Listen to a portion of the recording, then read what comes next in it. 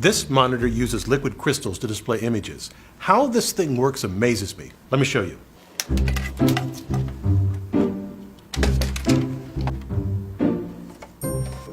Let's start at the back of the screen.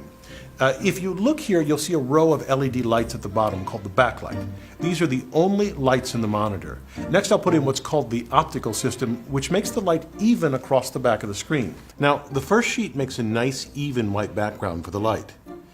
The next piece is called a light guide plate. You can see it's covered with dots. When light enters from the bottom edge, it propagates down the plate by total internal reflection, unless it hits one of the dots. And they make some of the light rays emerge out of the front. Then engineers place a diffuser film. It helps eliminate the dot pattern from the light guide plate. Then comes a prism film. You can notice here that where I have the sheet, it's much brighter than where it isn't. So at this point, if we put the last diffuser film on, we have a very evenly lit surface, all from the single row of LED lights at the bottom. The backlights are always on, but what controls what we see is this piece of glass. It functions as a shutter.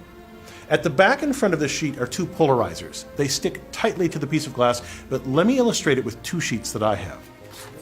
If I lay this sheet on the optical system, you can see that it passes light. And if I put this piece on top, it also allows light to pass. But if I rotate it exactly 90 degrees to the bottom sheet, you'll see the light disappears. The bottom sheet creates polarized light, which will only pass through another polarizer set to the right angle. Now, of course, in this LCD monitor, the front polarizer doesn't rotate. Other than the on-off switch, the monitor has no moving parts. Instead, what we do is we place these two polarizers 90 degrees to each other, this configuration that allows no light through. And then, if we want light to pass, we twist the light within the glass pane to match the front polarizer. How? Well, it's the simple-looking piece of glass that does all the magic. Let me put it back on, and you can see that the image reappears. I just love that. It's actually a sandwich of glass. Engineers fill the space between the panes with tiny glass beads to keep them separated, and with organic molecules known as liquid crystals. The crystals have interesting properties in that they do not allow light to pass uniformly along both axes. Grooves are formed on the surface of both pieces of glass at 90 degrees to each other. The molecules in between line up in a beautiful helix. When light from the backlight passes through the first polarizer and enters the sandwich, it's rotated by the liquid crystals so as to allow it to pass through the second polarizer and emerge out the front of the screen. This is known as the normally white mode. Applying an electric field across the sandwich causes the crystals to line up lengthwise. Now, the light that passes through the front polarizer is not rotated by the crystals and can no longer pass through the front of the screen. We call this the normally black mode. Now that we can control the light through the glass, how do we get color? Let's look in detail at the piece of glass.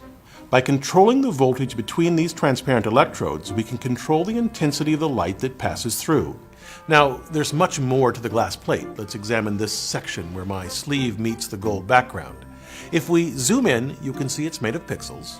If I turn off the image and backlight the glass sandwich, you can see the screen contains red, green, and blue sections. These are subpixels. The three together make a single pixel. In the sandwich, they are simply colored tiles that overlay the front transparent electrodes. They follow the RGB color model. We adjust the electrode shutter behind the subpixels so that they make up a particular color. For example, to get the color of the blue in my shirt, we set the red subpixel to 12% of maximum intensity, green to 21%, and blue to about 50%. And now for the last critical piece in the glass sandwich.